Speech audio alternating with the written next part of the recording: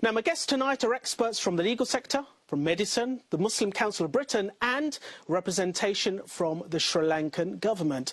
Welcome everybody and thank you so much for participating in tonight's discussion. Now, I'd like to start by introducing Sister Zara Mohamed, who is the Assistant Secretary General of the Muslim Council of Britain and leading on the MCB task force in response to the forced cremations in Sri Lanka. Assalamu alaikum wa rahmatullahi wa barakatuh. How are you, my sister? Wa alaikum assalam. Thank you so much for having me on. Alhamdulillah, I'm well. Thank you. How are you? Alhamdulillah, we're well. This is a very difficult, it's a very emotional, emotive issue for many Muslims around the world. Why do Muslims feel upset by this law, which is disallowing them to be able to bury their dead?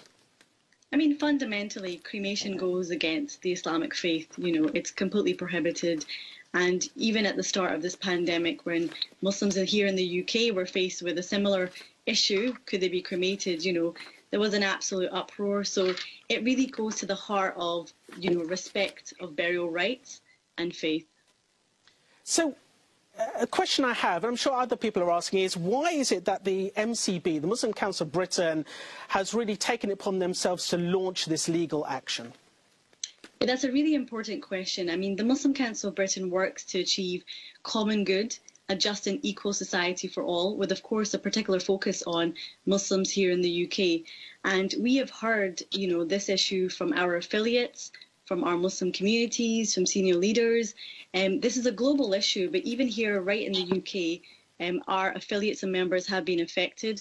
And, you know, the MCB have a really important role to ensure that where there is an injustice such as this, it's time sensitive, that we do, you know, we share that voice of concern.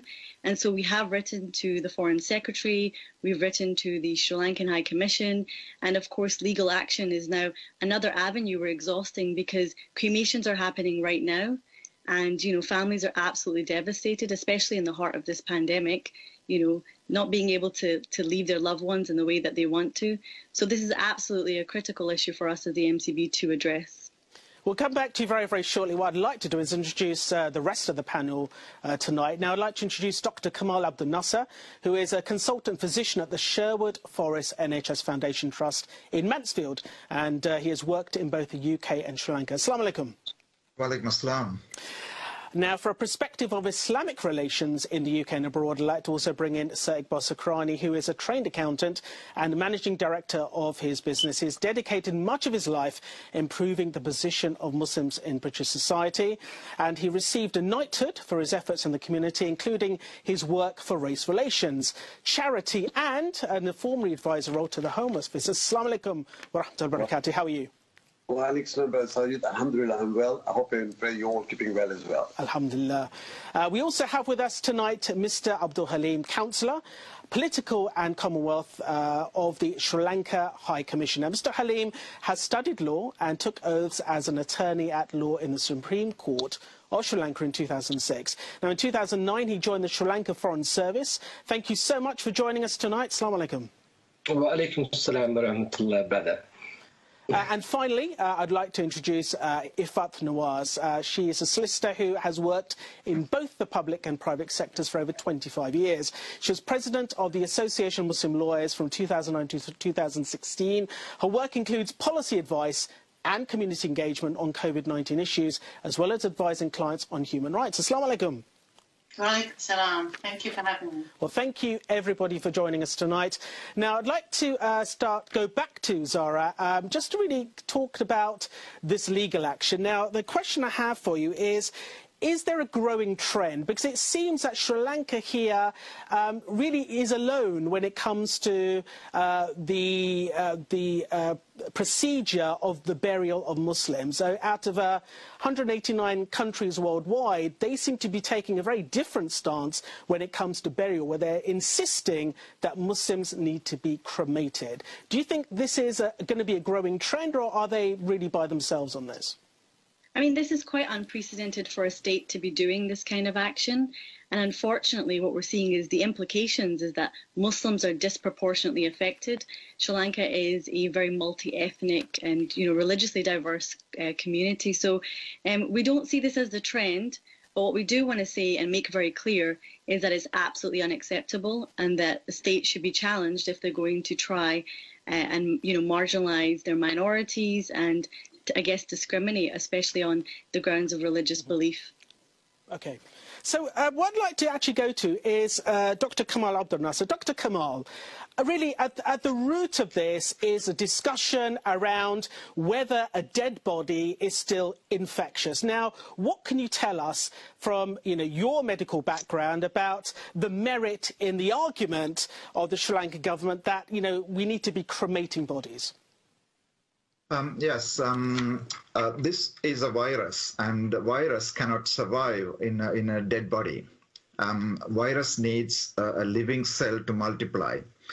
So if a person has got COVID-19, and he will have loads of virus multiplying every second into millions of copies, but once the patient is dead, the virus would stop multiplying. So the question is whether this virus that is there in the body, will it survive for some time? Yes, maybe for a few days. But there's enough scientific evidence that a dead body wouldn't transmit a disease to another person unless you go and touch the body, wash or kiss the body. So in Sri Lanka, we have given up washing the body. We don't want to even shroud the body. We just want a burial. So even we offer a double-layered body suit and then put into a sealed coffin. So it's very, very unlikely. It cannot transmit the virus after burial. So there hasn't been really any clear direction or reasoning behind why there is a policy around cremation bodies, apart from one, which is around the fact that it could potentially affect the water supply. Is there any merit in that argument? No, not at all. There are enough scientific evidence to say that water is not a source of infection. It's not a waterborne infection like hepatitis A. So it cannot be transmitted through water. And if you look at the so-called expert committee appointed by the health ministry, has got a geologist who is not an expert in virology or medicine. And she keeps claiming that this virus could contaminate the groundwater. That's the basis. If you look at the Supreme Court case, all the medical experts said there's no evidence. Like we should wait for evidence. But this person insisted that this virus could be transmitted through water. So it's pseudoscience. It's not science at all. OK, let me go to Mr. Abdul Halim. Mr. Abdul Halim, now you've heard from other panellists tonight, their reasoning around why they're taking legal action, the medical reasoning around why it doesn't make any sense, why bodies have to be cremated. I need to ask you a question here. Now, we had, I believe, the first Muslim died around about March 31st, which was, I believe, a few days after the Sri Lankan Ministry of Health initial guidelines, which actually mirrored the World Health Organization guidelines. The second death then took place around about April 1st. By that time, cremation was something which is being now enforced upon victims of COVID who are Muslim. And then very recently, we had a very difficult death of baby Sheikh, who's only 20 days old. And despite the remonstrating of the parents not to cremate their baby, the baby was forcibly cremated. Now, against a backdrop of discrimination and hate crimes in Sri Lanka against both the Muslim and the Christian communities, this really sounds like it's a continuation of victimization of minorities. Would you agree?